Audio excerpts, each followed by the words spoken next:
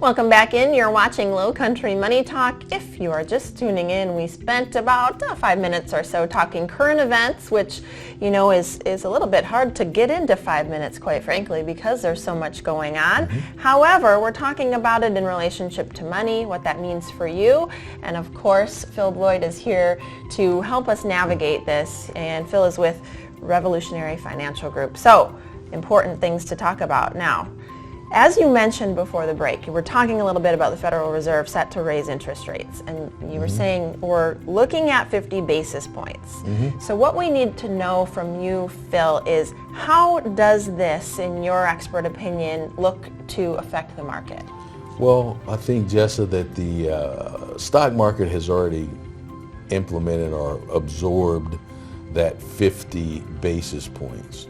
So as long as we're there, business as usual, I would think, which is volatility. Which is, yeah, business as usual is a roller coaster. If they would go higher than that, that would be a surprise, and Wall Street doesn't really like surprises.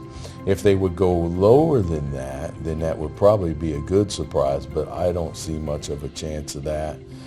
So I would think that that 50 basis points would kind of go in there, and then we would just continue on track because the market is forward-looking. It's already seen into that.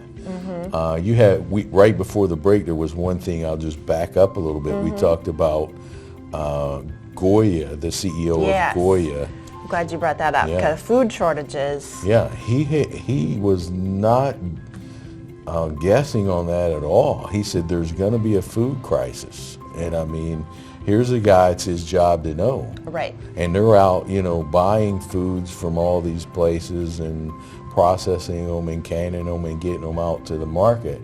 So I would think that he would know this. Well, when you hear people talking about that, and you know, obviously inflation and things play a role to what we're seeing in grocery stores, when you hear people talking about that, it causes concern for obvious reasons. You hear maybe politicians saying something, or you know, experts. But this is an expert in this specific industry who is saying it's not if, it's when. He was pretty adamant about it's going to happen, and he was saying this year. And then we take into account, like you had mentioned to me earlier, about the fertilizer. Yeah, I've been reading about that. So think about that in terms of just domino effect. Can't fertilize your crops, or you know, it costs prices. you 4 times as much. Absolutely. Because of Russia and Ukraine being a major producer of fertilizer. So anything that comes out of that area is going to have some disruption. And if you think about the farmers are already planting, or they already plant, in many cases they've already used that fertilizer. Right.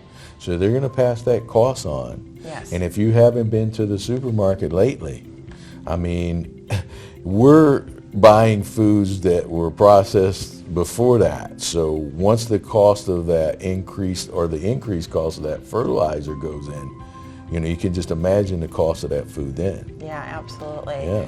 Well, you know, and this is all causing issues and concerns for those who are in retirement now or entering retirement, because obviously we're working on, you know, a timeline here and potentially limited resources.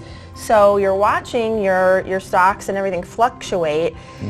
We only have a minute left in this segment, so we might have to kick this to the next one a little bit. But what we want to do is translate this concern to a plan, and how do we actually plan then for the volatility?